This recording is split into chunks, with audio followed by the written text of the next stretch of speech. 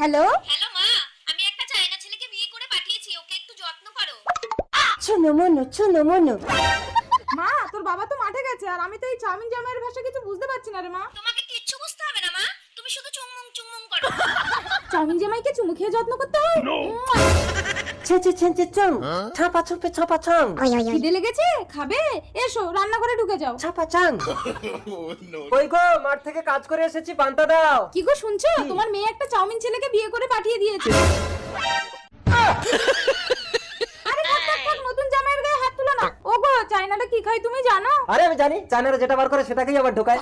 বাবা একটু বারান্দায় গিয়ে বসো, আমি এক্ষুনি তোমার জন্য খাবার বানিয়ে পাঠিয়ে দিচ্ছি। ছোমা তুমি কড়াইতে তেলটা গরম দিয়ে দাও, আমি মালটাকে গোল গোল করে পাক দিয়ে দিচ্ছি। ইস, জামাইকে তুমি গু ভাজা খাওয়াবে? আরে তুমি জানো এটা গু ভাজা, আমি জানি এটা গু ভাজা, জামাই কি জানে এটা কি ভাজা? ওই কি খেতে দাও। কেমন লেগেছে বাবা? ছাম ছাম।